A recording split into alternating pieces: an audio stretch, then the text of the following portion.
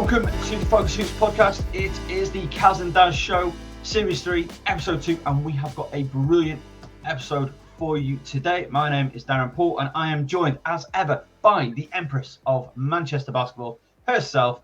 It is, of course, Cazzy B, voice of the Mystics and voice of the Magic and voice of wheelchair basketball up in the Greater Manchester region. Caz, how are you doing, my friend? I'm good, thanks, Darren. It's early, but I'm excited to talk some basketball with our guests. It is early. You'll hear that in my voice. You'll see that in my face, and I will see it in the editing later, because we are joined by two of our favourite people in the world of basketball. And that's a very important word today, because we're taking it international, people. We're going around the globe to our cousins right on the other side of the earth. First up, we have Paul Camillos, a writer and director of Ephemeral Images, co-founder Shooting the Breeze podcast, who have been gracious enough to have us on twice. Both absolute bangers. Go and check it out. If you haven't already, we will link in the description. Also, go and just subscribe to them. They're fabulous. Tech consultant, championing women in tech, inaugural member, inaugural WNBL reference group, and loves to hoop, loves the basketball, and loves their dog, Luna. Paul, welcome to the Focus Hoops Caz and Daz show. It's great to be here. I'm really looking forward to this one. It's something that we've been looking forward to. Can't wait for it. And our second guest, the co-host of the Shooting the Breeze podcast, former hooper, development player with the UC Caps, with amazing passion and knowledge on Aussie women's basketball, NBL, D1 and WNBL commentator, and a FIBA Next Gen Youth International Competitions commentator as well. It is, of course, Jacinta Govind. Jacinta, huge thank you for joining us, and welcome to the Caz and Daz show. No, pleasure is all ours. We're very excited to be on your show. I would say this evening, but it's the evening for us and morning for you. I am feeling particularly bright and breezy today because we have a show to talk about. It is about basketball, and let's just dive into it. So, Paul and Jacinta, I'm not too sure who wants to start, but just talk us through your podcast. What is Shooting the Breeze?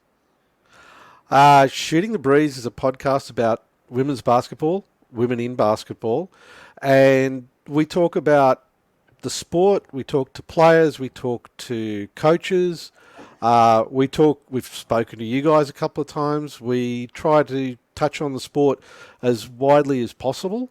And like I said, our focus really is on women's basketball. And because, look, the honest truth is, there's a lot to talk about for women's basketball, not just here in Australia, but globally. It's a sport that's growing, and there's a lot of really interesting people who are involved who, in all honesty, just don't get enough airtime.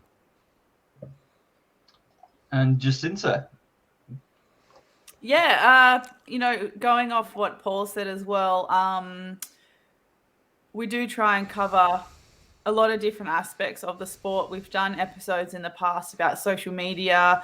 Sometimes we look at it from a sports administration or sports management sense as well, but at the core of it, it's always focusing on women's sports. And we have been able to have, be very lucky to have the opportunity to make connections around the world, including both of you, Caz and Daz, to get a greater understanding about how the women's game is growing in the UK and in Europe. And we also have now an adopted New Zealand correspondent with our good friend Lyndon Moore as well, covering the new professional women's league over there. So let's just talk podcasting, because people love the inside things. How have you found it? How have you found the experience of doing your show? Because you are deep into your third season. Are you getting ready for a fourth? Fourth, yeah. My apologies. We actually did our 100th episode live from the FIBA Women's World Cup. So yeah, it's big. Look, honestly, I really enjoy it. It's lots of fun. We get to talk to people that we want to talk to. We get to explore subjects that we want to explore. We have a whole lot of laughs along the way as well. And I think one of the things that's really interesting is when we go off and we put ourselves out there and make predictions on what's going to happen, and that generally doesn't work too well. It tends to go out the window pretty quick, I think. But yeah, it's look, I really enjoy it. I think, we've had, like I said, we've had a great time doing it. The people that we've met is just amazing, and it's given us real opportunities to try and promote the sport. Yeah, and Mary, our producer, said that it's always a fan-first podcast. So coming from the perspective of fans, and I was lucky to have a pretty good playing experience as well. I think we've been really lucky that we've been able to create a community of a lot of like-minded people. And for me, one way or another, basketball is always going to be involved in my life, whether I like it or not. But it's great that I can still talk about basketball with like-minded people to the depth and the extent that I enjoy. Whereas my friends that I grew up playing basketball with, they came to watch. I'm going to shamefully admit this. They need to take the shame on this. But, we watched the bronze and gold medal matches at the FIBA Women's World Cup in Sydney in September, and Pau Gasol walks past and they were both like, who's that again? So, look, their heart's in the right place, but they have different aspects of their lives that take them away from basketball. I'm very lucky I can still be involved in basketball in lots of different ways. So the podcast has provided me another nerdy community that I can relate to. Something that I think has been really good about the podcast that you do is it doesn't just focus on players. You've had people who are making fan art, the bunt signs. You've had Nick Lawrence doing photography. I think you really are able to capture the community aspects of basketball. Yeah, we have. And as a matter of fact, we had we caught up with Dr. Casey Simons from Swinburne at the World Cup. And one of the things that she found really interesting was the fan community, and she was really surprised about the depth of emotion and feeling that the fan community has for the sport. So she's actually started to do a bit more in that space, and I think actually at the moment she might even be in Manchester. She was on 2 days ago. We met up. Oh, you did? Great. I think she's flying back to Norway today. Not Norway. Oh, yeah. She's flying back somewhere today. Yeah.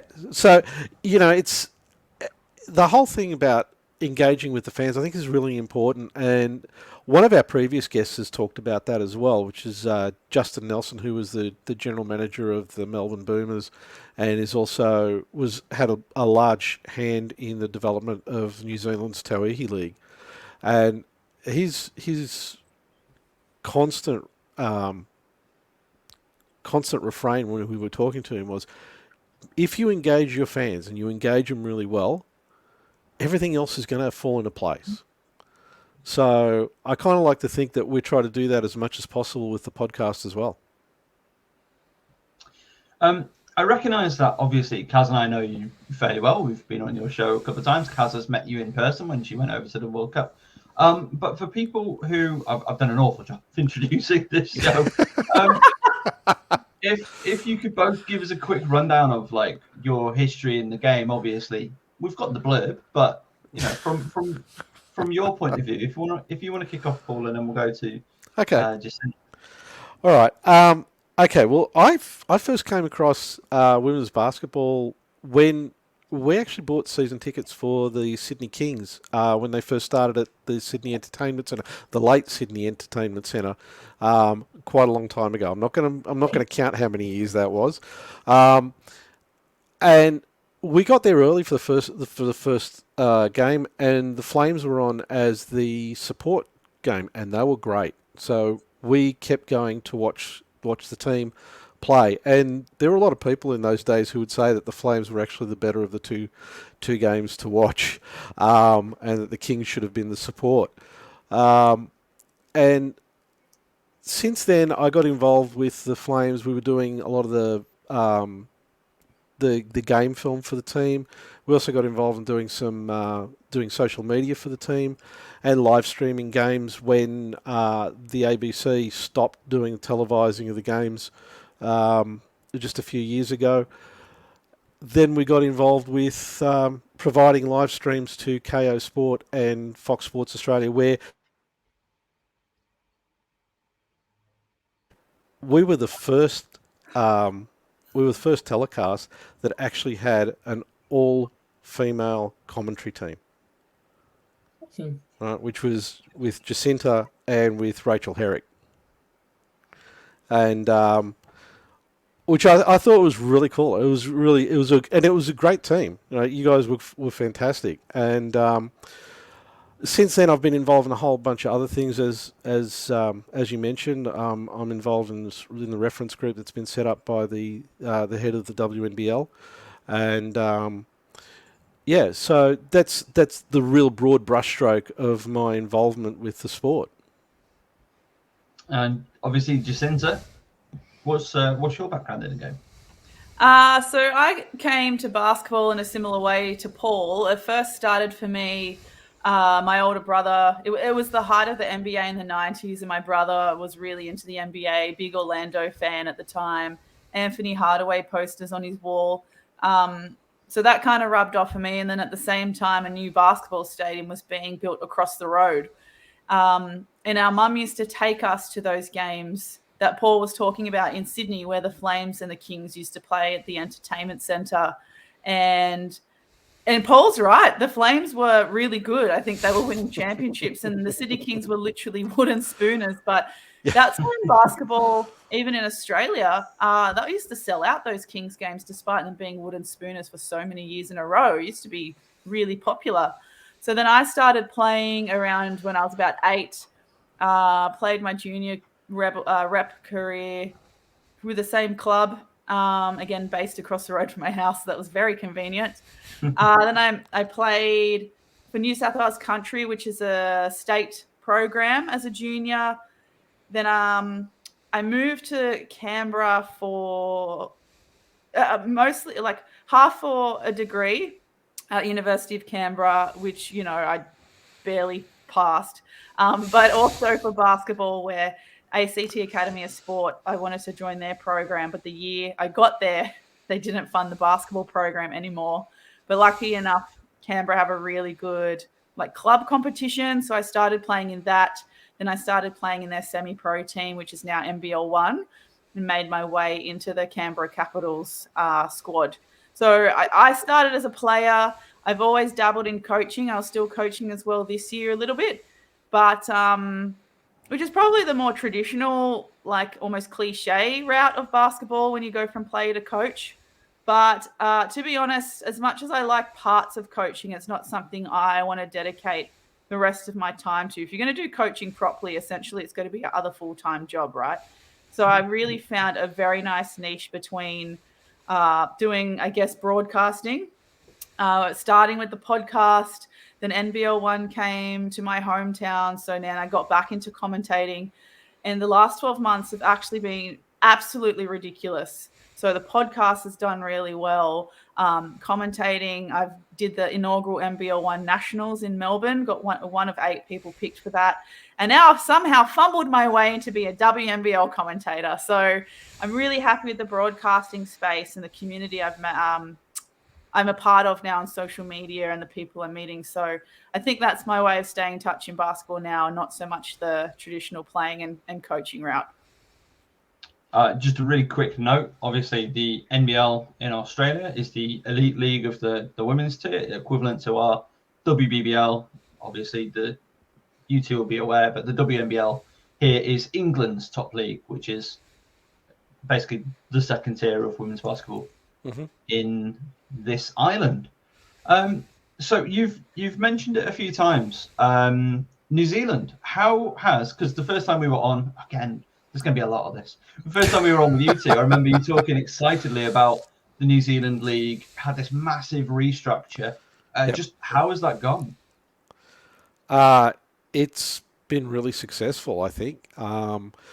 They they basically shut down their old league, started a new league. They asked people to bid for the franchises. There's 5 teams in the league, and the competition was pretty good.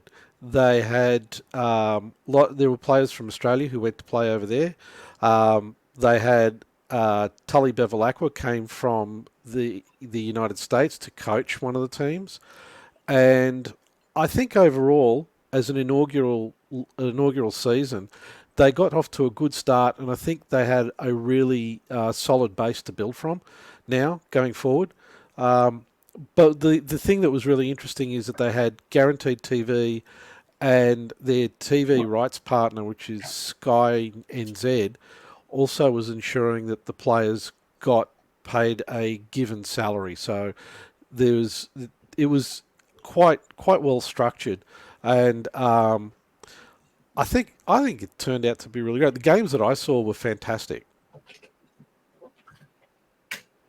Jacinta, were you able to catch much of the New Zealand League and have any thoughts additional? To be honest, I didn't catch as much as I would have liked. I think it was at conflicting times with the other moving parts and commitments that is my life, unfortunately. But like Paul said, I think one of the things that stood out to me is that there was their commitment to provide an appropriate salary for the female players. And the other thing for me is that they were, like Paul said, starting from scratch, implementing a brand new league, focusing on regions rather than clubs. And I think that if any existing basketball club in New Zealand wanted to buy into a team, at maximum, I think they could only buy like 33 or 40%. So they could never fully own a team. And I think that's really important in an investment sense, where you're not going to put junior programs in existing clubs at any financial risk. And the other thing was that they only implemented 5 teams, which I think was a really smart idea in a sense of being able to start with a strong foundation before expanding too early and then having, your finances just fall into a heap. So I think that was really, really smart for them to do that. Yeah, it's always an interesting one about how many teams should a league have or could a league have. So obviously in Australia, you've got 8 teams in your WNBL. Yep. It says, waiting for nods, thank you. Our WNBL has, and my brain has gone completely blank, 12 teams, for example. The WBBL has, we're back to 12, aren't we, Caz? Yeah, after Gloucester. We're back to 12 in the WNBL. So how is, with 5 teams, that feels like they're going to play each other kind of a lot, and games don't feel so special. Is that an issue? Is that a concern? Is that something that we should care about in any way, shape, or form? Don't think so. I mean, don't forget, it's New Zealand, so it's a smaller country. They've got a smaller population, and by selecting regions, what they were trying to do was get the teams to go and play not only in the major cities, but also in some of the regional towns, so people would get to see basketball that they ordinarily may not have been able to go and see. So I think there's a real advantage to doing that, and they also played a pretty short season because there's other moving parts to the league. They also want to be able to bring New Zealand players back, and part of committing to the Tauihi League meant that you also had to commit to Tall Ferns duties as well. So they're trying to build up their international presence out of the same process. So it's like you play the league, and then you've got several weeks where you're doing Tall Ferns duties, and then you can go back to wherever you're playing. And they found that sweet spot where it fell between pretty much every other league where most New Zealand players were in. I mean, that is so important if you're going to grow your national team and really progress it, because, I mean, again, we've had this conversation before. Caz, you and I have had this conversation endlessly. Like, the amount of talent that the UK sends abroad into college in America, and then that's a player that you don't get to see in national team colours for 4 years.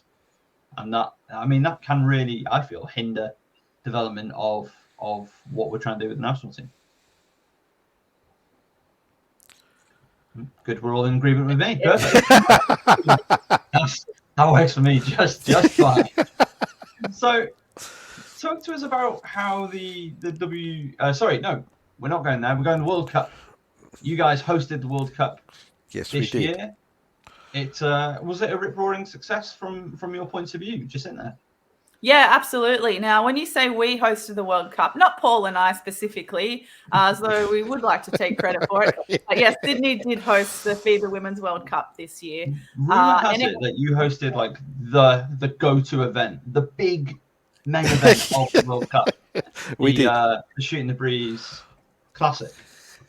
Oh, Classic sounds nice. I like that. That was the inaugural Shooting the Breeze pickup game, and the thing about the pickup game is that obviously it was basketball bringing a whole bunch of legends together, and that's me putting it in the best Australian colloquialism I can. But it was one of those things. The things I like about the World Cup and traveling is that the spontaneity of things. We could have the same people come to pick up again in a year's time, and it won't be exactly the same experience as the first time. The way that it happened on that day of the pickup during the World Cup was exactly how it was supposed to happen. A little bit almost like an art form. So I think that's what I really liked about it too. But in terms of the success of the World Cup, huge success. It was, in terms of fan attendance, it was the most successful FIBA Women's World Cup of all time. I think we're seeing some of the successes now that the WNBL is in full swing. We were hoping that with the hosting the FIBA Women's World Cup would see some momentum into the WNBL with improved attendance and fan engagement. And as Paul said, fan engagement's been really, really great so far. Melbourne Boomers have been selling out some of their home games, and apparently attendance at WNBL games is up at least 70%, which is exceptional. But on the ground at the World Cup was a really unique experience because, and Caz, you'll be able to speak to this too, because we briefly, when we were seeing each other in between games and stuff, we briefly spoke about it. It was like living on your own women's basketball planet, because where the games were being played and where the athletes were staying was the same spot. So you could go from one game to the other, see Brianna Stewart walk across the road eating chips on a stick, seeing the Opals having breakfast with their kids, seeing the French team getting selfies with the Belgian team. It was wild. Like, it was legit living on another planet. I forgot 3 members of my family's birthdays while I was there. It was like, outstanding. Truly once in a lifetime opportunity. You got Emma Meeseman walking down the street going, "What's your jersey? What jersey are you wearing?" "Oh, this is a Sparks one." Like, it was such an amazing bubble, wasn't it? Yeah, it was. It was, and I think for me the thing was the number of fans that were coming out to watch the games. Even when there weren't, even if it wasn't Australia playing, the number of fans that were coming to watch games was pretty amazing. They were really getting into it. And the other thing that was that I found really interesting was the fact that, you'd be walking around, as you said, you run into people that you haven't seen for a long time. You run into people that you've only ever spoken to on the podcast. I was running into players. I was running into all sorts of people that I haven't seen for I don't know how long. It was a really special time. And I think also the pickup game, it was something special. And I think not only for the people that came to the game, but then also at the lunch afterwards, where there were some people who couldn't make the pickup game, but they did come to the lunch as well. And we ended up losing 3 or 4 hours at the pub. I lost track of time because one of our friends kept buying me some beverages and time escapes me. But two of the guests of honor at the pub lunch after the game was Vic and Liz Mills. And Caz, you got to meet Liz Mills in person, and she just thinks you are an absolute trailblazer, superstar. I mean, as we do as well. But absolutely, Liz Mills to fly in at the pub and be like, "This is a person I need to talk to." Yeah. That was awesome. I mean, Liz is just doing amazing things in basketball in Africa. She's an absolute legend. And yeah, to get to meet her in person and chat with her about women's basketball and stuff, it was just amazing. Like what other scenario would that connect, that connection, that group of people be able to happen in? It was super special. So, look, it's been a real rocky one. What? I can't believe this. You were there in spirit, Daz. You were there in spirit. Yeah, 100%. Honestly, there was nowhere else I'd have liked to have been. However, wasn't my time yet. Right, look, the Opals, they have had I think it's fair to say, a real rocky one the last 2 years. Time, like you just isn't really a thing in the world that we live in right now. But the whole Camillos drama, the Olympics not going quite how it wanted. From the Opals' point of view, how did the World Cup pan out? Oh, near best possible result, I think. Yep. They showed in that 12 months turnaround. And the other thing is with the Liz Camillos story, it happened, just before the Tokyo Olympics 2021. Us at home, through our rumor mill, I'll say, knew what happened. A lot of us already knew what happened. We knew what had transpired at that trial game against Nigeria. We knew the circumstances around it. So for us, that was already fresh when the Olympics was happening, but it wasn't publicized. So then the Opals had to deal with that themselves. We know for fact that a lot of the players that had to live through that experience of the Camillos thing and the Tokyo thing had to take personal time away from basketball and just involve themselves in their regular lives and being quite, living underground, because it was honestly, without exaggeration, a traumatic experience for them. Yeah. We've had Mariana Tolo, Kayla George go on the record. I think even Jenna O'Hay, actually, when we had her on a recent episode, go on the record saying how much that affected them mentally and for a long time. So for the Opals to turn around in just over 12 months, be able to recoup as a group, focus on culture change, implementing the culture change, and coming out with a bronze medal is absolutely outstanding. And in the meantime, the Camillos story then comes out again so many months before the World Cup. So we, as fans, were reliving it. The players had to relive it because now this whole thing was publicized. I mean, that kind of just adds to all of the turbulence around this poor team. But they were so close to getting that into that gold medal match, but to come out with a bronze, I mean, what we couldn't ask for much more. And I think you posted something, Jacinta, didn't you? So I know obviously gold is what everybody wants, but in the gold medal match, you're coming up against the USA. And for me, in a way, I kind of preferred them seeing them in the bronze medal match because it was going to be probably more competitive. And you had the Lauren Jackson story. Like what a way to go out for the Opals as well on her terms. Bronze medal, absolute amazing game, incredible game from her. And I always think you kind of get the high from the bronze medal game rather than you lose the gold in the gold medal game. You get silver. Yeah, and like even though silver is, I remember the post you're referring to now where I was opening up the floor. Would you prefer to finish a tournament with a win and a bronze medal or a loss and a silver? Silver's technically higher on the podium, but you get to go home with a win, right? And a lot of people are still going back to that semi-final against China. Should have played LJ Moore, should have done this and that. But, as fate kind of works in funny ways, had that not happened and had we not played Canada in the bronze medal match, would we have seen Lauren Jackson retire as an Opal scoring 30 points in a bronze medal match in a home crowd? Like, I don't think, the equation wouldn't have ended the same. Yeah, I think... look, you can sit back and talk about should have played somebody, should have... It doesn't matter, right? It was the result that we got, and it was a great result. It was a great result for the Opals. And I think the thing for me was the last two games the Opals played, I think were probably two of the best, if not the two best games of the entire World Cup. right? They were tight. They were intense. Everybody left everything out on the floor. The result against China, you know what? There was nothing in it. A couple of free throws earlier in the game, it would have been a completely different result. But it doesn't matter.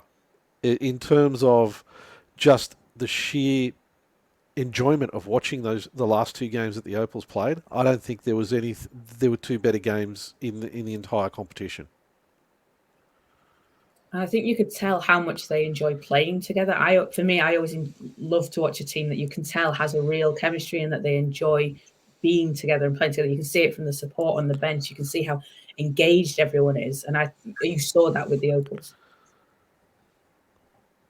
Yeah, and even before, there was footage that we saw of the Opals leaving the hotel for one of their games, and the crowd was out the front, and even still they were like Jade Melbourne, who missed out on that squad, was there, and they were all greeting Jade as though she was part of the squad. So that also goes to show you how tight that group has become. And I think it showed in their performances. Has the Cam beige situation, has that brought the group closer together? Do you think, is there a sense of that? Is there a sense of that having been the case? I think in a sense of like sometimes in these situations, whether it's basketball or otherwise, there's that kind of trauma bonding that can go on where people have lived through a very tough experience and it will naturally bring the others closer together. But I think in the Opal situation, it wasn't so much that. I think they collectively had to go off and do their own thing and cope with it in their own way. And when they came back, it was like they had this agreement of like, you know what, that happened. We don't want to talk about it again, and let's just focus forward. And I think that was probably more what they were focusing on. Yeah, just looking forward rather than like in that way coming together rather than the trauma bonding of it. And do you think what they've done now, bronze medal, do you think, and they've got so much young talent coming through, do you think this is now setting the Opals up for like some good runs in the next few years in the Olympics, more World Cups, the international competitions? Yeah, I think so. I mean, there's a few things we've spoken about it on the podcast a few times. There's a lot more depth to the squad as well. There's a lot of young players coming up. There's a really strong core of veterans in the team as well. I think they're going to build off the performances in the World Cup. I mean, Paris isn't that far away. So, yeah, I think they're going to take all of this. They're going to move forward as a stronger team. And I think you're seeing it just in the way that the team was bonding during the World Cup. Even after their first game, which was, they lost their first game, seeing the team as they were leaving the court, they were disappointed, but you could tell they were kind of ready. We spoke to a couple of them and they were like, yeah, you know what, it didn't quite work out, but that's okay. We're coming back for the next one and we're here to play. So if the team's got that sort of belief in themselves, there's no telling where they can end up. Before we move on from World Cup chat, we've got to talk about Team USA. Like, I think it's fair to say nobody put a glove on them competition long. How many did they beat Korea by? I keep forgetting. In my head, it's like 100. It was 145 to 69. So it was the highest score at a World Cup.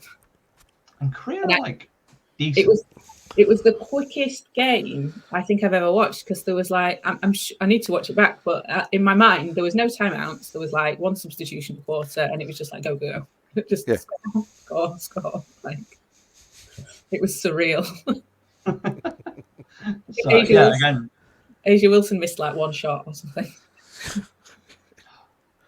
She's just different. She's just different. She's different gravy. She is, and I reckon this year she might even be better than she was last year. I don't know. She's in the lab, man, and she's looking like she's going to be unreal.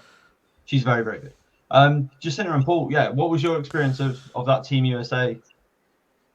I mean, that wasn't even their best possible team. No, it's true. Like that It's wasn't true. to be honest with you. If you were to legitimately pick the best 12 players from the US to come to the World Cup, I would say some of that Team USA team that played at the FIBA Women's World Cup would be included, but not all. And to have Sabrina Ionescu at her first ever Team USA tournament be the 12th player, like that kind of shows you how talented that team was. And again, not their best possible team, which when I got there and I saw how good they were and how little prep they had, I mean, we had the Las Vegas Aces literally winning the WNBA championship the week of and then just waltzing on in and scoring all the points. Like unbelievable, which is it's super cool. I mean, that's pure rock star moment, really. But it is scary to think that. I mean, I honestly thought China were going to give them a bit more of a test in that gold medal match. Someone actually said to me, no, US will win by 20 or 30. And I was like, oh, I think that's a bit of a stretch, mate. And they were exactly right. I really thought China was going to rattle them a little bit. No one got within an inch. And yeah, it's scary to think that that wasn't their best team. So if they brought their best team, what really would have happened? I don't want to know. And it's a relatively young team for the US compared to previous seasons. So you think, well, you know, you've got players like Sabrina and Asia Wilson, Kelsey Plum in 5 more years. Whew, that's Yeah, and Enrique as well. Just you forgot Enrique Caz, but that's okay. I think ripped her ab or something. Oh yeah, but the best part was that we got to see some other American players that I actually hadn't seen before, and I think that was probably with the World Cup as a whole, getting to see the best of other countries and from other leagues that I hadn't actually spent much time watching before. There are a lot of players in that French team that I now, follow on socials because I just love the way that they played. But yeah, I guess that was a plus side of that Team USA as well. Moving on to more domestic matters. So yeah, can you just talk to us a little bit about how the WNBL and how the NBL operate and how they've helped to develop players? And is there any crossover between the two leagues? I recognize I've chucked a lot at you there, but Paul, do you wanna get us underway? Okay, well, let's talk about the WNBL. I mean, WNBL 8 teams. They running the national league. There's a lot of amazing talent in the league, and I think there's been a lot of effort in developing new players, bringing them through. So you're actually seeing that some players are delaying going to college so that they can be DPs within the WNBL, and I mean, it's probably one of the top 3 leagues in the world. So therefore, there's a lot of experience. We're seeing a lot of international players come in, and I think that development, that ability to develop the players, is been a really positive thing for the league as well. And obviously, there's got to be something to be said for the league, just based off the number of international players that are coming in and the quality of the international players that we've got coming into to play in the league as well. So you say it's possibly the 3rd best league in the world, and has that always been the case, or has that been a bit more of a modern phenomenon? Like, how's it gone historically? Look, I would say, I'd have to say, I think it's one of the top 3. It's been one of the top 3 leagues for a long time. So we're up there with the WNBA and EuroLeague. Okay. So you got the 3 of those 3 leagues that are kind of circling around each other, and I think you can tell that from also the rankings of the international rankings that FIBA put out, and I believe that there's a lot more growth within the league. There's a lot of talent that's coming in, that's being developed here in Australia, that and a lot of it goes to college. So basically, they might do a year or 2 as a development player in the league here, and then they'll go to college, and then they'll come back. So I think probably in the next few years we're going to see a lot of really interesting talent coming back into to play in the league. I think one of one of the stories that shows that is when the Seattle Storm picked up Ezzy. She didn't play that first year. They picked her, but they knew she was going to stay in Australia playing the WNBL for that year and develop. And then you look at the player she is now, and she's still so young, still developing. But that extra year in the WNBL really helped boost her when she went to the WNBA. Yeah, and then she went into the WNBA, I'm pretty sure when it was the hub season, and just totally took off. And like you said, Kaz, she's still young. I always forget how young she still is because she's been such a great player for whatever club she's playing for, and even internationally. I think she's only just turned 23 this year. So, it's easy to forget how young she is. And I have a feeling she's gone to Europe as well to further develop her game. Yep. I mean, she was great at the World Cup. But yeah, she's still got a lot of potential. Opportunities are endless for her. How much is the WNBL able to compete with the American college system to retain young talented players? I'm thinking of Jade Melbourne. Has she gone to? She's still playing domestically. Is she going to college? Is that on her radar? She was supposed to go to, I think, the Sun Devils. Yep. For college, and the same with Gemma Potter, who also plays for UC Caps. She was signed to go to UCLA. And Lily Scanlon, who was with Melbourne Boomers, she did a year at Gonzaga and came back. So yeah, like that, Jade Melbourne and Gemma Potter. I think Gemma Potter didn't end up going. I think she cited some visa reasons. But for Jade Melbourne, perhaps she just came to the realization that what she kind of always wanted was already here at home, and perhaps she didn't need to go to college for whatever reason. I think that's pretty much why she stayed. But in terms of retention, though, I sometimes have a bit of a fear in the back of my mind that we have a lot of college players, like really good college players. We've still got Jazz Shelley, Izzy Bourne at Nebraska. We've got Izzy Anstey at UCLA. And then the likes of Amy Atwell, she's back. She's playing WNBL now, but she had a great season with Hawaii and made her way into the WNBA squad with the Sparks before she was cut with a new coach change.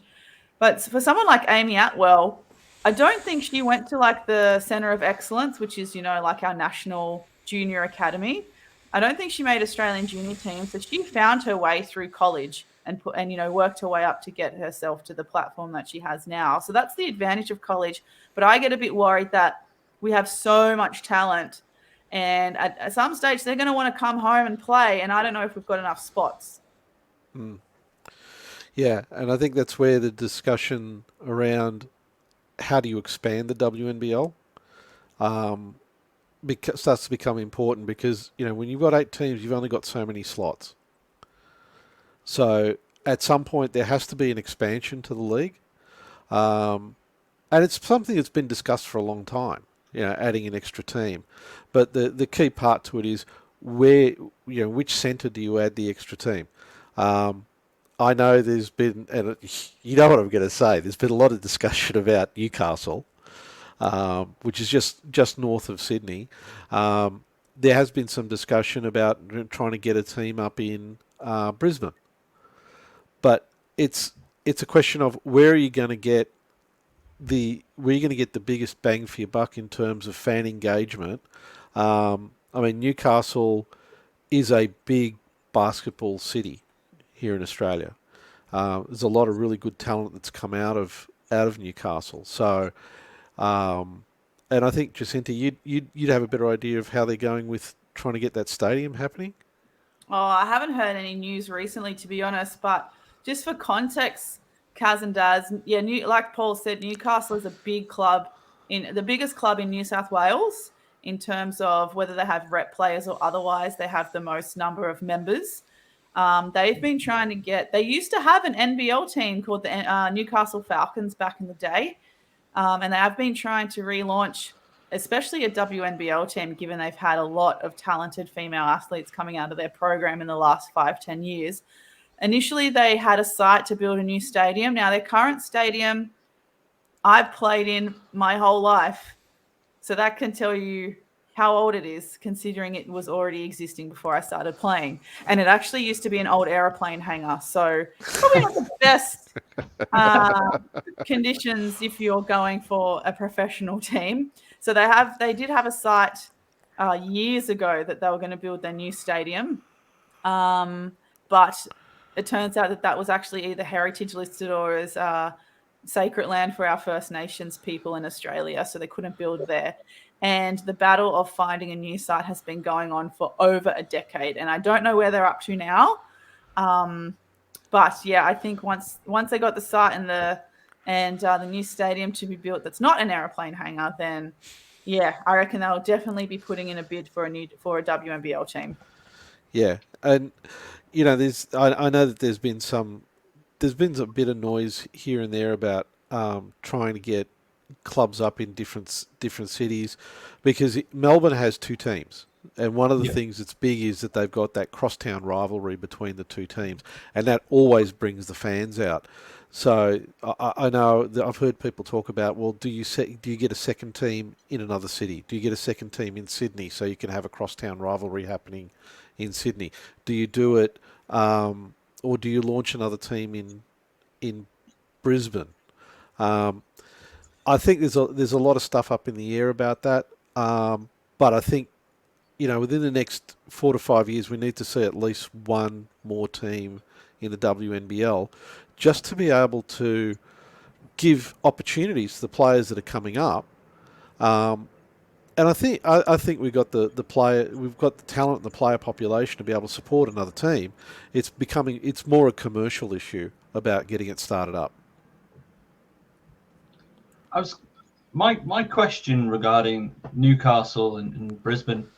So Brisbane, their women's AFLW, not a tautologist, but yeah, their AFLW team, top of the ladder. So obviously they've already got, you know, elite level women's sport. I think that AFLW is elite. Are we happy to say it's elite? Yep. Hayley Miller, she's an absolute gun. Obviously plays for Freo. Anyway, so we've got, you know, elite level women's sport already in the town. Is that something to go with? Maybe go to Brisbane because they have their elite women's team. Whereas Newcastle, I know they've got a soccer team. I know they've got a rugby league team, but I don't know if it's is it a good sports town? Yeah. I think in the sense that it is technically regional and they do have a really strong existing basketball club already. And a good example is that when the Opals played 3 friendly matches against Japan in around May this year, one of the games was at Newcastle and it sold out. In the hangar? Oh, no, not in the hangar, in a bigger venue. In a bigger venue, the Newcastle Entertainment Centre, so even bigger than the aeroplane hangar. It sold out and it was a Wednesday night. So I think that the fans are definitely there, ready and waiting. Yeah. And there's a lot of other small regional parts around Newcastle that's quite accessible for people. So people could come from around the surrounds, what's called the Hunter region, to come and watch, because that would be a lot easier to access than going to a Sydney Flames game, for example. And the argument for me with Brisbane is that I feel like Brisbane and Queensland generally is a pretty big sporting state. Rugby league and AFL probably being the top 2, maybe even rugby league a little bit more, because we have that whole state of origin thing that goes on. But from a junior development standpoint, Queensland has been really, really strong in the last decade. And there's a lot of talent coming up through Queensland that we probably didn't see a lot of when I was going through juniors. And it would just be great if they had another WNBL club in Queensland, particularly at the South End, just to provide another pathway for those juniors. Is there any scope for an NBL team or no? What's the regional Queensland teams? Who did Hannah used to play for? Hannah Shaw, the icon herself. Oh goodness, that's a question. Hannah played in Australia. I think she played in Townsville. I don't know if she played for a team called Townsville. Who did she play for? Maybe Queensland University? I don't know. Well- She wore maroon. There was a chevron. They had weird body kits. Anywho, is there any scope for these teams to like get promoted into a full-fledged WNBL team? That's a real interesting one because the NBL one teams are based around associations. So therefore you'd be talking about an association moving up into the WNBL, and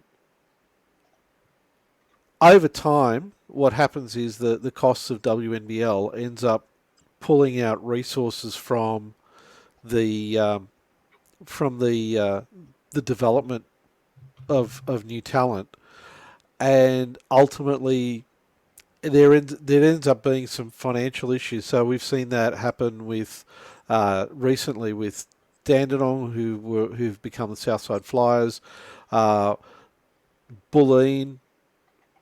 who were Bulleen, who were the Melbourne Boomers, who were ready to hand back the license until there was an investment group that came in to buy out the club. So I'm not sure that it's going to work as things stand at the moment. Maybe in the future, if they can get more financial stability into the clubs, into some of the NBL one clubs, I think there's probably a better opportunity to try and start up a club from scratch in an area where you can kind of get a number of commercial entities to back the clubs from the start. So it'd be interesting to see how that pans out. But what do you think, Jacinta? I mean, you're around the Crusaders. What do you think about that one? I shouldn't laugh. I shouldn't laugh when you refer to my beloved Crusaders because, finances aren't our strong point. But and financial management. But anyway, when it comes to the NBL one clubs in other states, particularly in Queensland, they're a lot more financially viable compared to those in NBL one East, such as my beloved Central Coast Crusaders. And what's really interesting is that they're able to provide, because of their financial backing, they're able to provide a better level of professionalism for their NBL one players. So I'm talking match payments, rent subsidies, sponsors, and that kind of thing. And I think particularly with some of the NBL one North clubs, so when we say North, the Queensland clubs, in the north part of Queensland, there's a lot of mining companies up there. And because they're in regional areas where people are kind of only living there because either their family has lived there forever or they've come there for work for mining, when a basketball team or basketball club is located in those areas, it is like the best thing to do on a Thursday or a Saturday night. And so a lot of the private companies in that area, particularly mining clubs, will invest in the local, in the NBL one club, and then they'll be a lot better off. So if you're talking like numbers, you would think a club in that kind of situation where they could potentially have, like Paul said, some kind of private owner would be successful. But on the downside, that means there's two North Queensland clubs and not so much like we need a South Queensland club. We did see that with the Logan Thunder some years ago, Logan being based in the Brisbane area. And that only lasted a few years because of finances too. So I think it will have to be a similar model to what was implemented in New Zealand, where a club can only own part of it and the rest has to be made up of private investors. Yeah, but that being said, the Townsville WNBL club is community owned. So it's a completely different ownership model. So, I think the associations themselves, because they've got a different reason to be, they're there to develop juniors and bring them up through the ranks within to try and, unless they're like loaded with cash or have lots of sponsors with really deep pockets, they're funding their WNBL effort, and therefore they've got to strip money from the development process, which ultimately dries up the development players, which means they start running out of money, and it ends up dropping into a deep dark hole. I think that's where maybe community ownership model similar to Townsville might work. It won't work everywhere, but it may work in some of the regional areas. Thinking about the leagues before we move on quickly, what do they do well? What is one thing that the leagues do, the WNBL, let's focus on them, do well? What's one area of real success? We'll kick off with Jacinta. Or Caz. Caz, you got any ideas what they do well from your point of view? Because full disclosure, Caz watches more WNBL than I do. I loved it during the hub season, and I really respect it since. I try and keep up. Perth are my adopted team. I try and keep up with them. But yeah. I think what I really like is the WNBL website itself has lots of information on. You can get the history of the league, history of the teams. It's got links to all the individual teams' pages. All the teams have a page. Not that that's a knock on teams over here that don't. But it's nobody thought it was until you said that. Now you're calling people out. Hang on, we've got a graphic for this.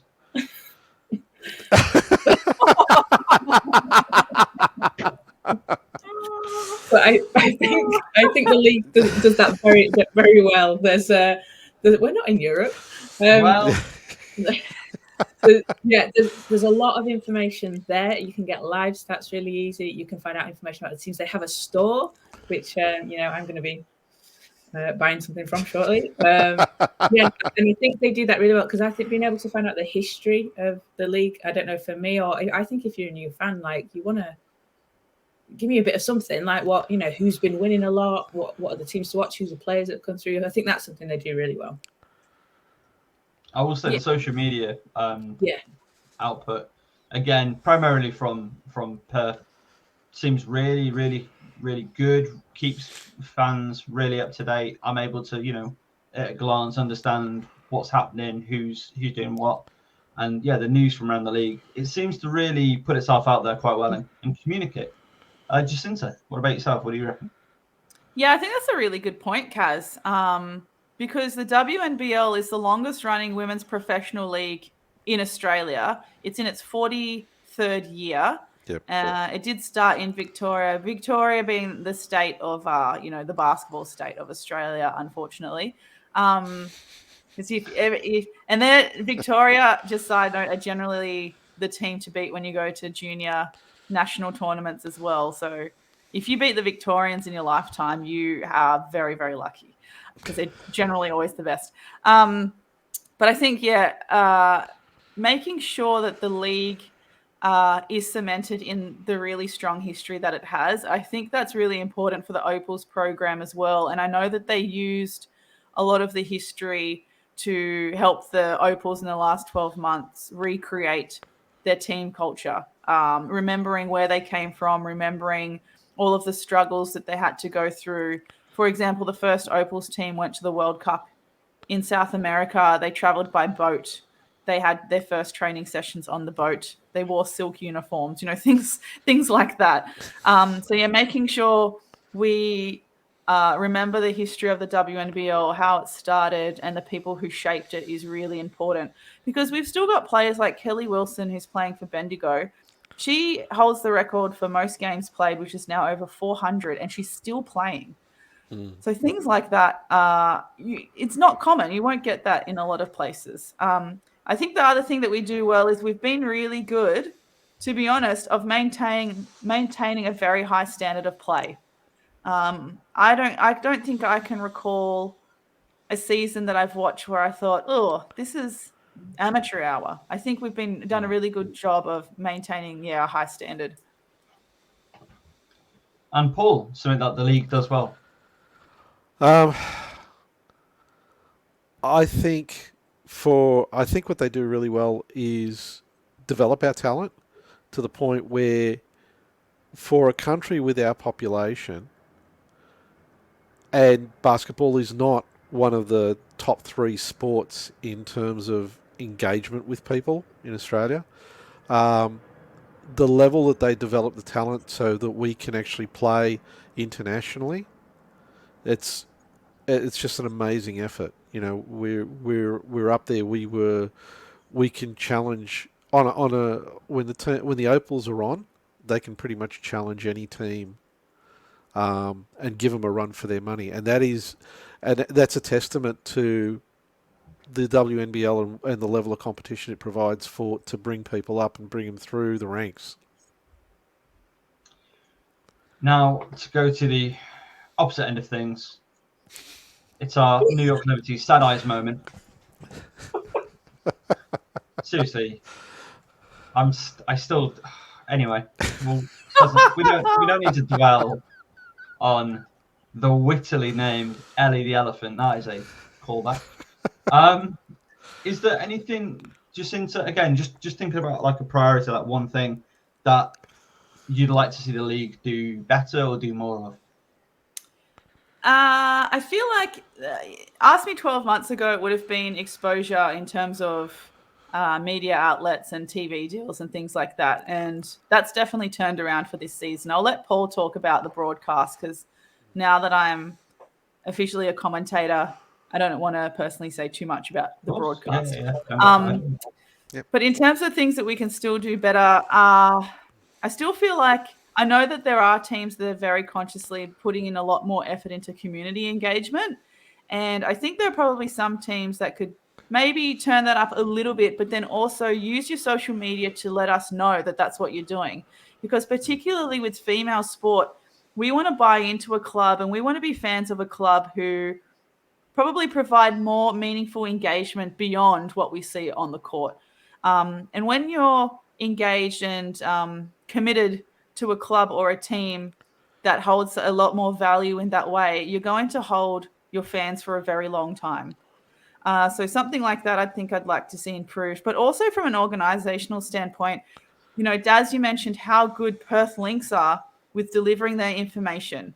And I think they set the standard with that. I'd like to see that improved across all the clubs when it comes to player announcements, uploading the player names onto the WNBL website, giving me a bio.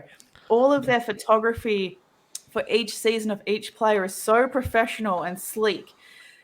But then you go onto the page for another club and they've still got a photo of them in their old uniform from a former club 2 years ago. I'm like, come on, guys. That kind of stuff annoys me. Okay. What can the league do better? Okay, I agree with you, Jacinta. The whole thing about getting the information about the players out, keeping it up to date, that's critical. But I think the biggest thing that the league does not do well is marshalling the clubs, because the clubs do their own content to the website. So I think the league should be turning around and saying, right, guys, we are going to be doing the content on your website. We will be putting the photos up. We'll be putting the data up. We'll be putting all the information up. The only thing you guys will be feeding into this will be your news updates. But then that way the league can make sure that the information about the players, about what's going on with the upcoming season, all that information is there, and there's a consistency to the website. Because at the moment, one of the things and look, it's a personal gripe, but if you go and check out the websites for each one of the teams, they're different. One team calls it merch, one team calls it shop. The layout of the menus is different from club to club. You know, this is like simple stuff. And for not a whole lot of effort, it makes the league look a whole lot more professional. And the other thing they could do better is, I've had it with kids on their knees wiping the floor with towels. How hard is it to get a stick? Come on, guys. Oh, look, I'm going to stick up for them in that sense. Sometimes the broom on the stick isn't as effective as just getting on your knees and doing the towel. Based on personal experience, I'm going to stick up for them in that sense. Okay. So Caz and I have been enjoying watching the floorball World Championships last week. It was in Switzerland. It was a rip-roaring success. You'll never guess, Sweden won. Shocking, I know. Australia, they were okay. Anyway, they were drying the floors because, you know, players fall over, slippy floor, basically a basketball floor. They were cleaning the floors with a flannel, not even a towel, like what you clean your face with. So, Paul, you don't understand how good you've got it with your hand and towel. It was quite funny. It was honestly silly. And then UK floorball, we were using. I think we might have had a towel actually. We were also doing better than the world champs. Cassie B, throwing it over to you. You are going to talk about the Boomers documentary. Yes, so Sidelined, the Melbourne Boomers documentary that came out. So it's not actually out and available to watch in the UK, unfortunately. I know it's out in Australia. I don't know if people can. I'm not endorsing anything, but if you can get around it and you can watch it somehow on your computer, do that. But this documentary. So this is something I've been following and seeing the clips of, and it sounds so interesting and so important for women's basketball. And I just was wondering if you guys could talk us through, has that had an effect? Has the conversation around equality, sort of pay in women's sport, has that sparked a conversation? Has much come of it? And how has the documentary been received? Okay, Jacinta, I'll let you go first. Oh, okay. I feel like the documentary in our basketball community has been very well received. I think the creator of the documentary, Adam McKay, was kind of conscious whether the WNBL were actually going to promote it or not on their socials, and I think eventually they got there, so he was happy with that. But I think outside the basketball community, because it is on a TV channel and streaming service that is similar, I guess, to a BBC Three in a sense, where it's partially government funded, has a lot more programs in terms of, cultural diversity and a lot of kind of intellectual documentary type things. It doesn't appeal to the wider Australian population. So I think it is missing out in that sense that people who probably should be watching it aren't watching it. Having said that, there was someone at my workplace who said, "Oh, you like basketball? I saw this thing about basketball on SBS." And, we talked about Sidelined. And my work colleague knows nothing of basketball other than, I guess, you put the ball in a hoop and there's two hoops. But what she took away from it was, I think, what was really at the core of the documentary is that the women's experience in modern day sport, it still holds a lot of themes that you thought by 2022 going into 2023 we would have rid of by now. So things a lot like the gender pay gap, the inequalities, the double standards of expecting men to put, and women to perform the same way, considering they aren't provided the same resources. So she was able to relate a lot and appreciate that a lot when she's not even a sports fan. For me personally, I love any of those behind the scenes things, whether it's basketball or otherwise, and seeing the people behind the athletes and off court and showing their vulnerabilities and sharing their personal experiences. So I loved it. But in the sense of reception, I think there's a lot more people who could be watching it. Yeah, I agree. I think it was a great documentary. No two ways about it. It's it hasn't got as wide release as I think it should. I don't think it gets seen as much. I think it also, unfortunately, suffers from the fact that there will be people who look at it and go, it's a documentary about women's sports, I'm not going to watch that. And, it's unfortunate, and it really sells short what is an amazing show. Plus, I think, every time you start getting into those discussions where you start talking about pay equality, pay equivalence, right, you always get this argument, which is, oh yeah, but they don't bring in the revenue that the men's sport brings in. That is the only argument anybody ever comes up with, right? And they go, yeah, well, if they bring in the money, then they can pay the salary, right? And that is one of the dumbest arguments I've ever heard, right? It is in my opinion, it's stupid at a galactic level, because if you want to take that approach, somebody tell me what startup would ever start up.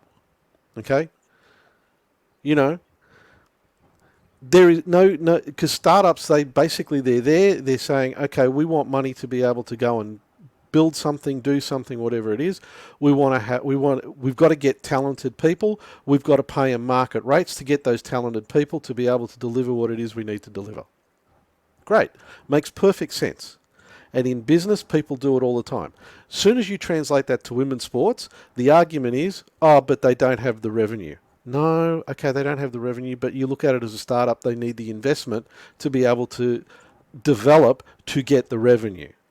And then it's always followed up with the argument of, but the NBA. And you know what? For the first 50 years of the NBA, it was scratching for $1.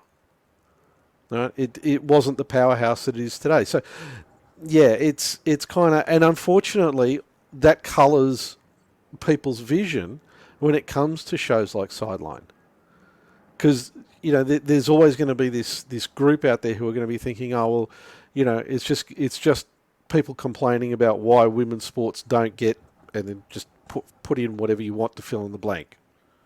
Oh, sorry about that. That's quite all right. Yeah, so again, like Caz says, we've not been able to see it in this country. I asked Caz for walk me through it, and my response to you was a very flippant one. It was like, so just the things that we've come to expect from women's sports, which is, I don't think that's a good thing. I just want to make that abundantly clear. But it's just like, I remember when I started listening to the AFLW Freo Dockers, they've got this great podcast called Kicking It with Haley, and used to be Haley and Cez. Cez didn't make the team, so they replaced her. Anyway, great podcast. I was shocked.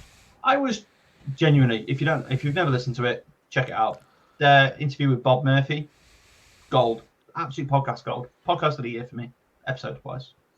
Except for the two we've done reviews, obviously. Jesus.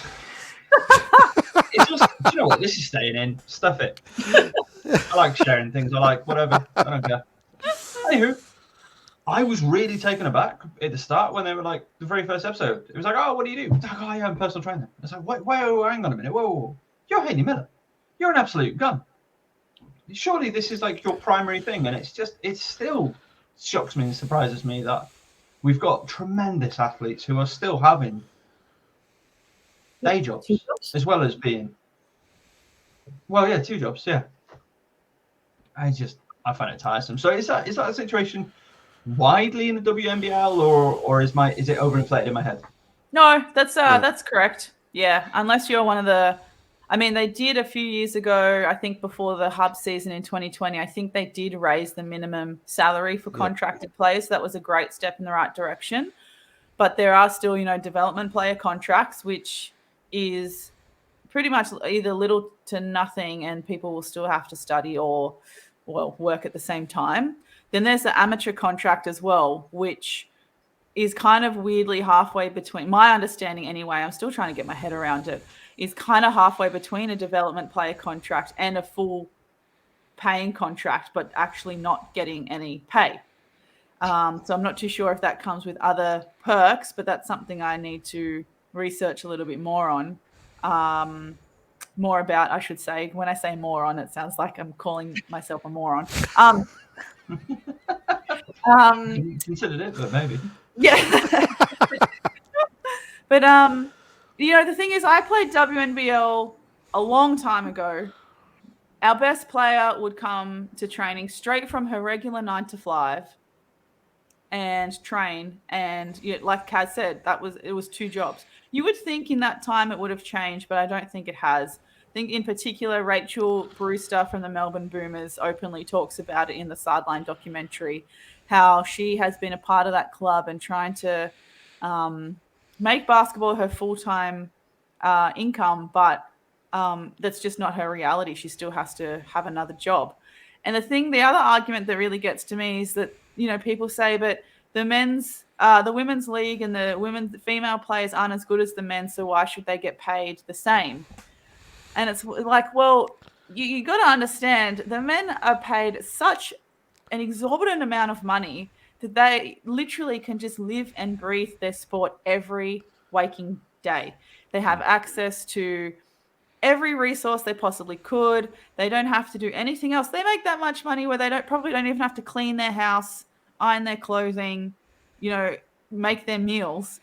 And so when you have that amount of access to money and resources, of course, and you put all of your time into perfecting your craft, of course you're going to be better. So if because the female athletes are only getting a portion of that, that means they can only dedicate a portion of their time to perfecting their craft. And, you want to put it in a graph, growth by growth. They're not going to be, at the same standard as men because they don't have the same input. So that argument to me is the one that annoys me the most. But unfortunately, that's still the reality for most of our WNBL players. Yeah. And not even getting into, I mean, you made an interesting point. It's like they earn so much they have to clean their houses and et cetera and so on. And you think about like the labor divide in a just anyway, who does that fall on? Women have less time, basically. Yeah, that's right. The labor divide as well. I mean, how much unpaid work do women actually do, athlete or otherwise? So that definitely has to come into it. And I remember I met a WAG, a rugby union WAG years ago, and she said, oh, they're not allowed to drink alcohol in season, and I think that's so unfair because they should be able to relax and have fun like everyone else. And I was like, no. They get every other part of their life taken care of and take home a big paycheck. The least they can do is focus on that craft and not have alcohol for 6 months. Yeah, you don't need to be. You don't need to be on the tins if you're doing all that. No. And then in the meantime, have everything at home taken care of you as well, because that's how it is. It's that whole labor divide thing, like you said. You can't expect the same output when the inputs are not the same. Exactly. Yeah, it's just, and the problem is, it comes back to the point I was making earlier, which is every time you try and raise it and you want to have a sensible conversation about the subject, you get these ridiculous arguments that come back, and they're literally, these arguments are designed to just shut down any intelligent conversation. Yeah. And until we can get past that, it makes it really hard to be able to get things to change. There's just, for me, on the argument side, there's just a lot of people who are just bad faith actors who chat a lot of nonsense and should just be blocked. Just, they don't deserve a voice in the conversation because they're not going to add anything meaningful, substantial, or anything even regarding close faith. So get them gone. There's more of those basket bros and geeks that we discussed at length last time. Yeah. You were doing it again. You were talking about the basket bros yesterday. So look, sorry, that was just me having another rant about these clowns who are obviously, they coach young kids, okay? And I don't know what it is about them, but they will challenge every decision that's made by the ref. And let's be honest, when you're talking about, young kids playing, the coaches, the refs are kids.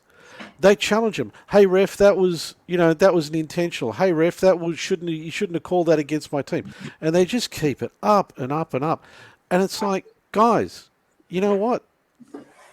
If you got to complain that much, I don't think you're that good a coach. And you're certainly in the wrong league for where you are coaching. Okay? Right?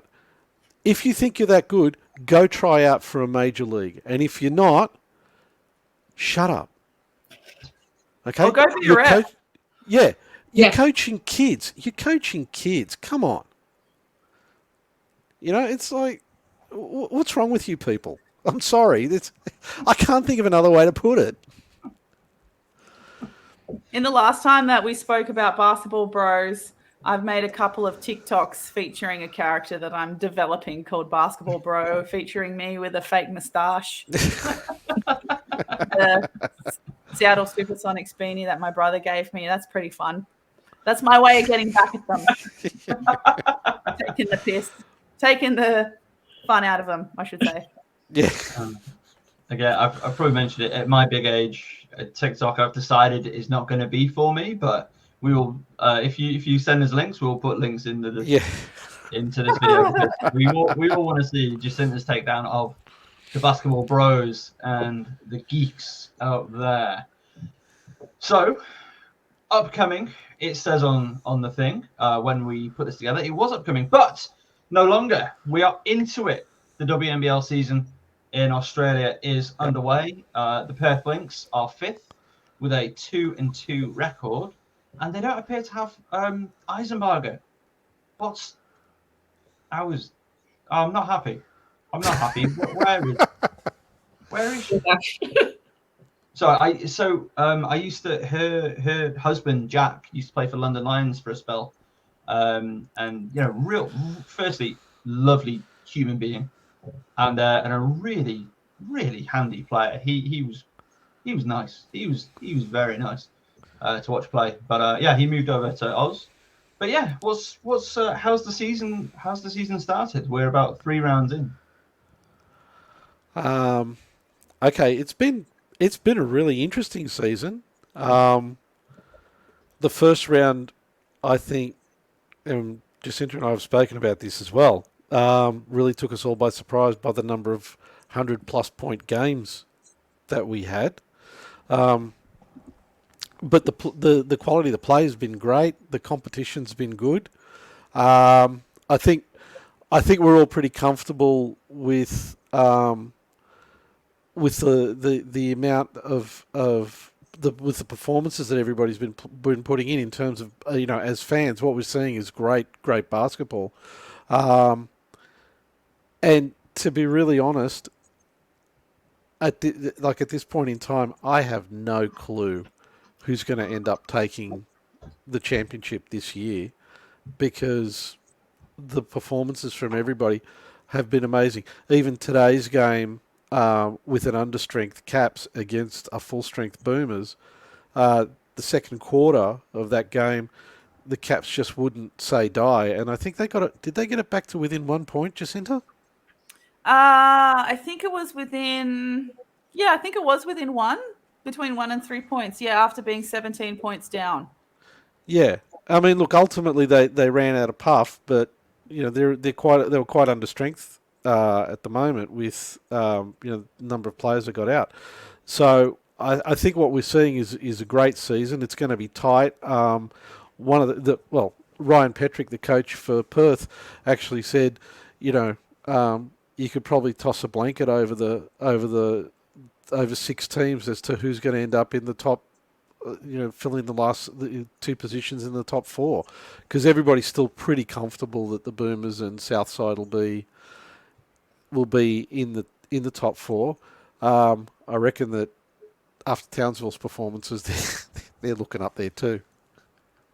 And Townsville have got Carly Samuelson, who is a GB player, so we're big fans of Carly. So then by Townsville by association.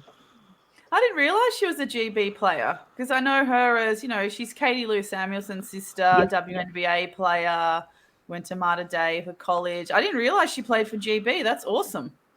Yeah, she's not in so the international break is actually now. GB, she's not actually in the squad, and I don't know if I'm not sure why that is, but it's the what do you call it, Derek? Is it the naturalized player? So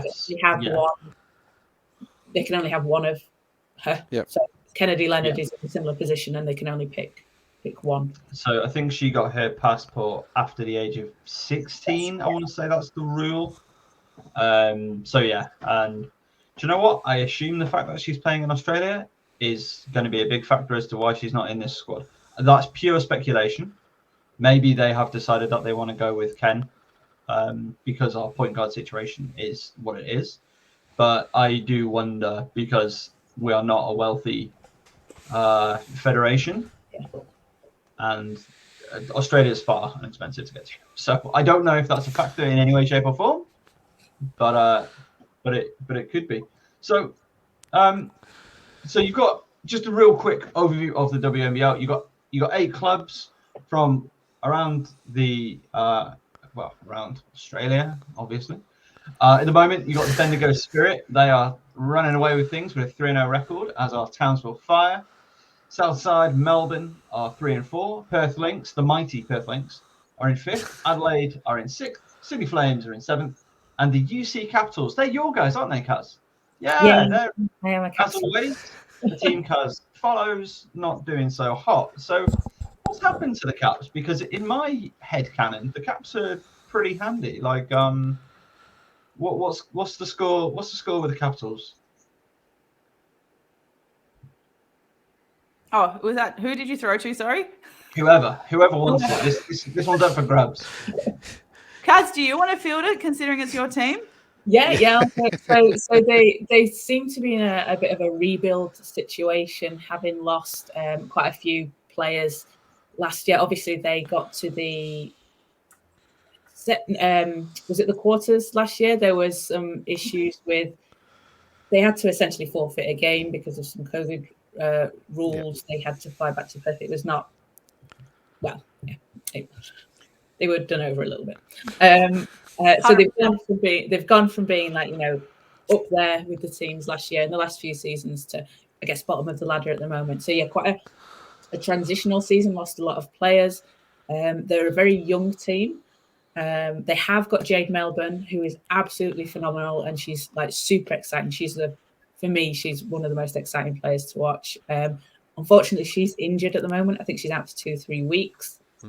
They've had a really unfortunate injury to another young player, Gemma Potter, who hurt her ACL in her first game this season, and she'd just come back from an ACL on her other knee, which is just devastating. That's horrible to see. And then another couple of injuries, so a very transitional period for them.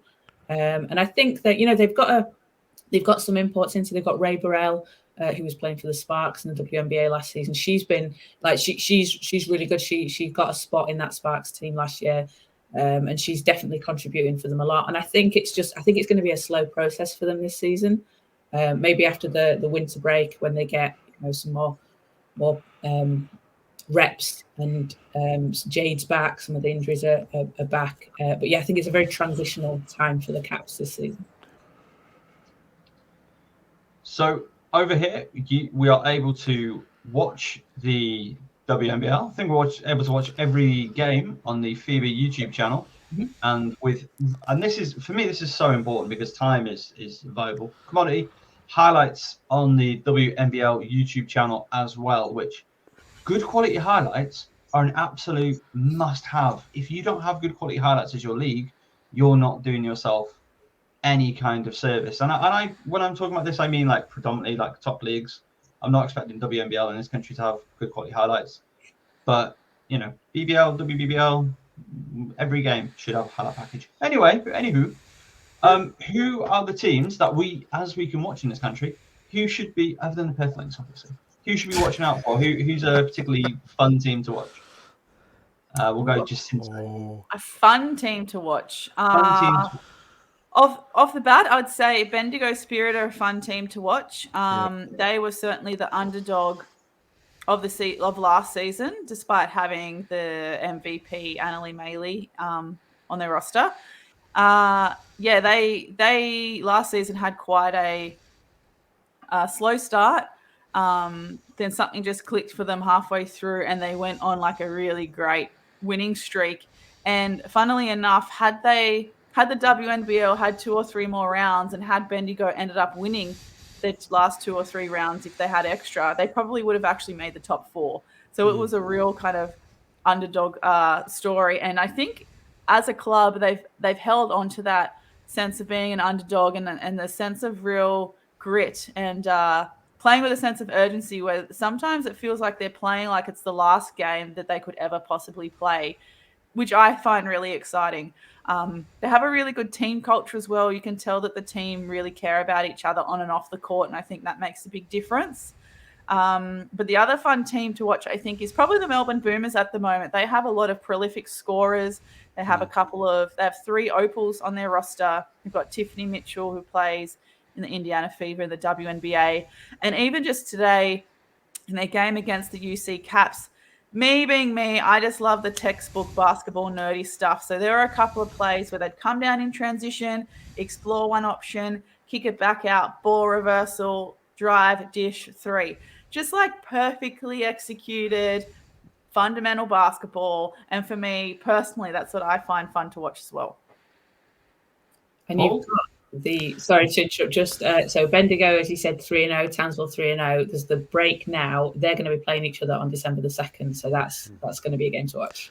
Yeah. Oh, yes, definitely. That one will definitely be. I'm looking forward to that matchup. And I'm also looking forward to the matchup between Perth and Adelaide, who are sitting at 5th and 6th, who I feel like that will be a pretty even matchup as well.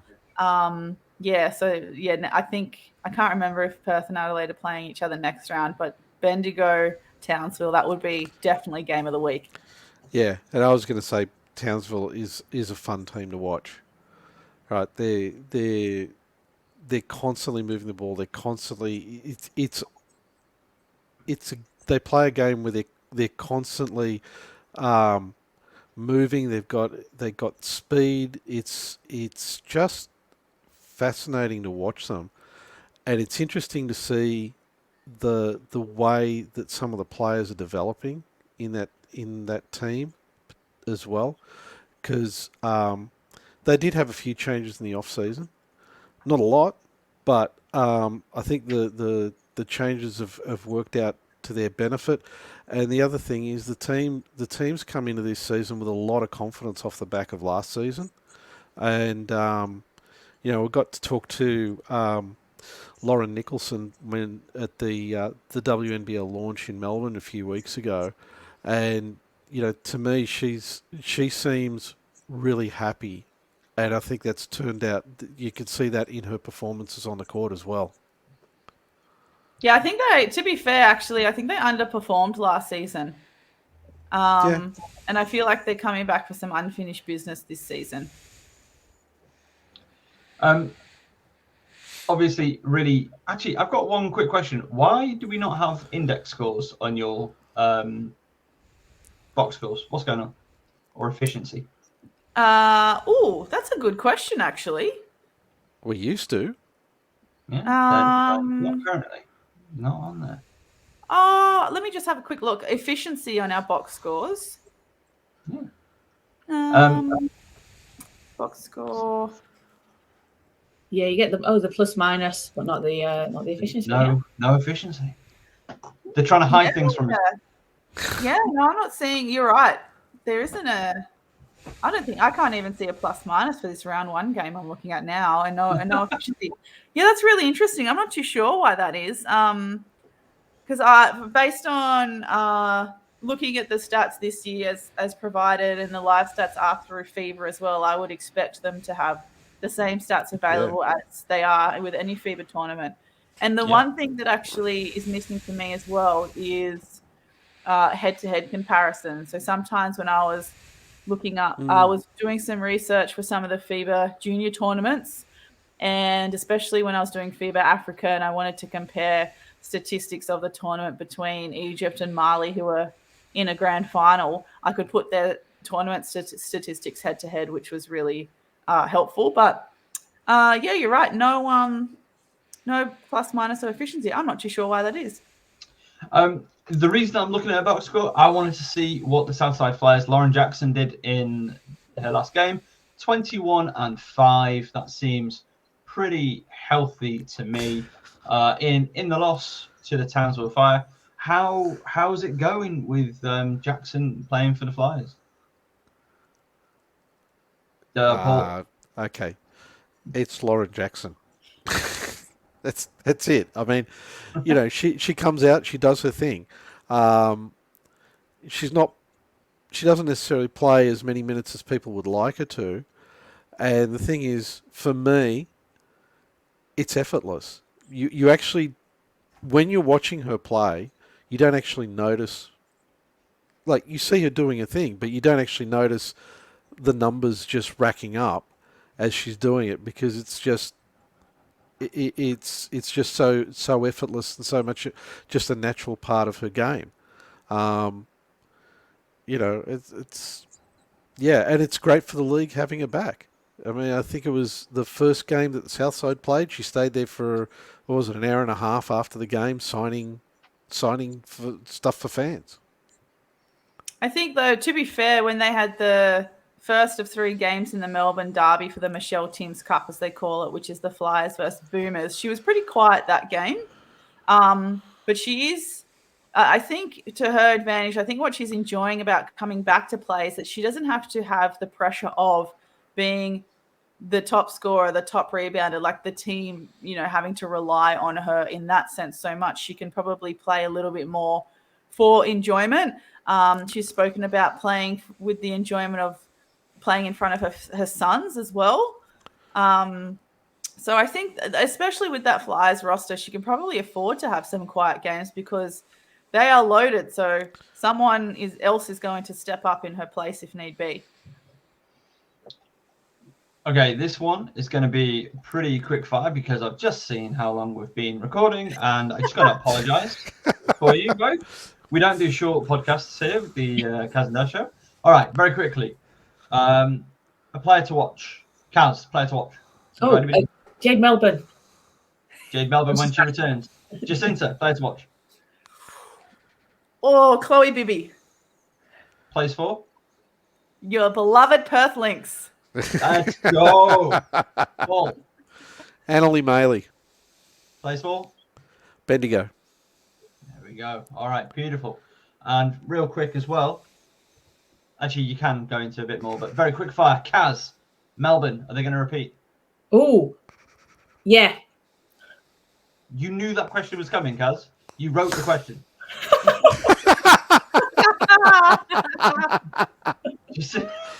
Jacinta, very quickly. Will Melbourne repeat? Yes. Paul? Yeah. Oh, okay. Fair enough. Jacinta and Paul, very quickly. Why are Melbourne going to repeat? Just. They've done a good job of maintaining a lot of not only their core players in terms of the depth of their bench with the likes of Lou Brown, Prewster, Davidson.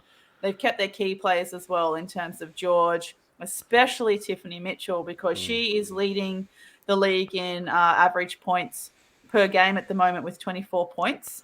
And now we've got Christy Wallace just to add to that. And They're playing so well so far. They've gone and added Mia Murray. Thankfully, someone re-signed her and that she's still playing. And then we've still got Tess Madgen to come back from injury. So they've also got a lot of firepower, a lot of playing experience together. The likes of, new coach Chris Lucas has coached Kayla George, Tess Madgen and Mia Murray before when they were at Townsville. They've played together at Townsville. Kayla and Mia have played together since they were in the AIS, which is now the Centre of Excellence. So they have a lot of playing experience as individuals, which brings that maturity, but they also have playing experience with each other. So I think sometimes that is the X factor. A team needs to go back to back. We like to do Statland Lyric. Caz, I'm stealing your gimmick. Christy Wallace, 15-4-7 over the UC Caps. The number that jumps out to me is a plus 44 in 28 minutes. That is preposterous. Plus 44. That's just... Considering she scored 15 points and a plus 44, that's just... It looks broken. It looks wrong, but that's outrageous. Paul, have you anything to add to what Jacinta said about the Boomers' opportunity or chance at repeating? No, she's covered off all the reasons why. I mean, it's fundamentally the same team with extra firepower. Well, if there's no other business, is there any other business? Is there, Jacinta, Paul? Is there anything we've missed in this mammoth podcast we've had you for? I managed to Google that Hannah Shaw, who plays for Team GP. She actually played for University of Sunshine Coast when it was still QBL, now NBL 1 Okay. North. And they're also known as USC Rip City. So that's who she played for. Rip City. Okay, Rip so City. she played for Rip City. Ashley Arlen played for them last season. Hannah Shaw's best mate, and is now back on these shores, ripping it up in the WBBL. Ashley Arlen, she's just. I still think she might be the best player we've ever had in our. Oh, no, Joe. Joe for a single season, full wider body of work. I'm going Ash. I'm saying it. I'm back with myself. Ash Arlen. She's just built different. Right. Oh. Paul. Yes. Where can people find you on the internet? Well, they can find the podcast on Apple, Spotify, Spreaker, Google, Amazon, and on our website as well, which is shootingthebreeze.media. A massive thanks to you for coming on with us. Jacinta, have you got any games coming up that we can hear you on? Yeah, so I did this round, I did the Adelaide-Sydney game, and I also did today's game, which was Melbourne Boomers and UC Caps. Next round will be, it was a fever break, but the reason why they had a break was cancelled or something like that. So apparently the clubs are actually going to spend the weekend focusing on community engagement. So prayers have been answered. But I think the next round after that, coming into early December, I will be on a few games, but I'm not too sure which ones. I think I have the luxury of choosing which games I'd like to do. So maybe I'll do all of them. Hey, why not? Probably won't. Yeah, well, don't forget, we've got Lyndon's coming to town too. Yeah, that is right. Yeah, so I can't be doing all of them because I got to go shoe shopping with Lyndon and eat cheeseburgers. Pre-promise. Cazzy B, where can people find you on the internet? And have you got any games coming up? Yes, so on Twitter at hoopingkazib, and I've got depending when this goes out, I've got the Manchester Magic next Saturday, the 26th, and then on Sunday I'll be covering the Manchester Revolution wheelchair basketball team with Robin Love, and then straight after that, I think I've got an hour to get between venues. I'll be at the D2 Mystics when they're playing Team Sunderland. That's going to be interesting. That's going to be an interesting day. All right, well, that is going to do it from us today. Just again, a massive thank you for Paul and Jacinta taking the time to join us. Again, a much more hospitable time in the evening for you guys. But genuinely, thank you so much. It's been an absolute blast. Make sure, and this is to everybody out there, make sure that you're following them on the social medias. Listen to their podcast. It is absolutely ripper. You will love it. You'll have a great time. You'll learn more about the world of women's basketball. And you know what? That to me, that sounds like a good time. All right, we're going to leave it there. Thank you for joining us, and we'll speak to you very soon. Thanks, guys. Thank you.